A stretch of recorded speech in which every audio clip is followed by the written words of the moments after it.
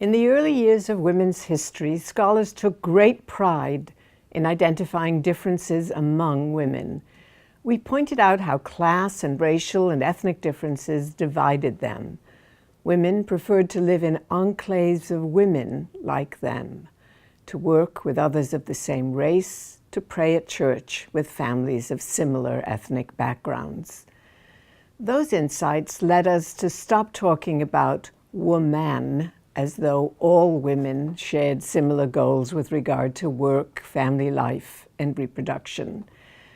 We began to understand that even as vast numbers of black and white women or rich and poor women did not share the idea of separate spheres, the idea itself played a role in how the labor market took shape, not only differentiating women from men, but differentiating women from each other.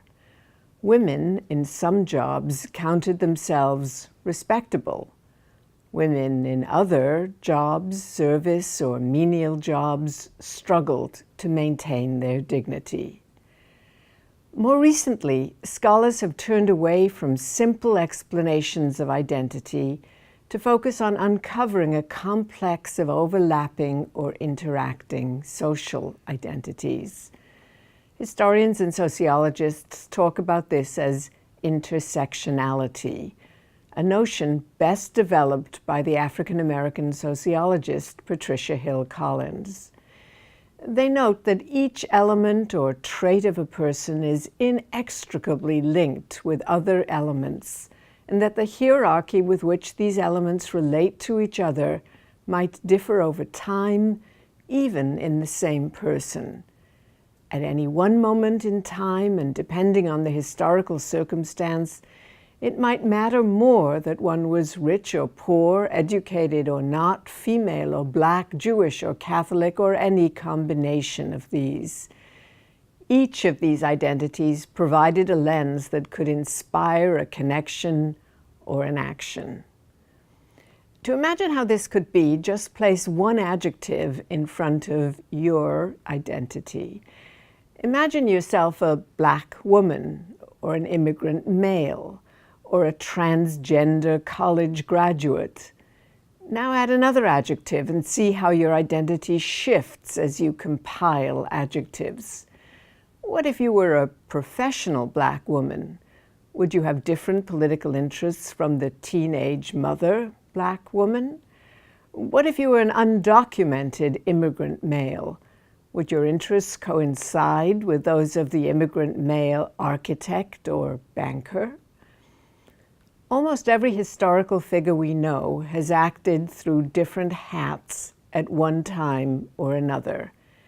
At the turn of the century, Irish trade union organizer Leonora O'Reilly joined with Jewish seamstress Pauline Newman and wealthy Protestant Alva Belmont to promote their common interest in making wage work more adaptable to family life.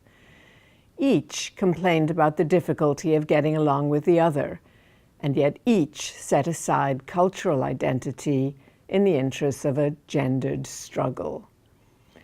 Nor is self-identity necessarily consistent with the public view. Ida B. Wells, a well-educated African-American newspaper publisher, bought a first-class train ticket on a train in Tennessee in 1900. She imagined that her class position entitled her not to sit on a wooden bench in the unruly third-class compartment. But the conductor, who insisted that she move, thought of her merely as a black person and obliterated both her gender and her class identities. The late poet Audre Lorde explained her commitments to multiple political causes by identifying herself as a black lesbian poet, mother, and warrior woman whenever she spoke. Historians and others have used the concept of intersectionality to explain the seemingly contradictory actions of individuals over time. In moments of economic stress, depression, war, any one piece of identity or appearance might become salient. During wartime, Mothers who send their sons off to fight acquire the status of heroines and win gold stars. In peacetime, the same mothers might be excoriated for dependency, for being in need of support, for being a drain on resources. Gender, under these circumstances, takes on a different form. Materially, it may still have the same qualities, but the historian who can perceive and measure the salience of each quality at any point in time learns something about the motives that lead people to act.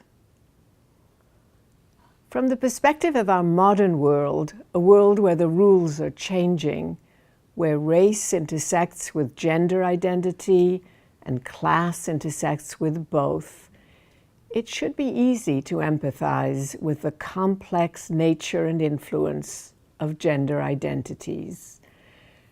Let's go back into the early 20th century and take that empathy with us.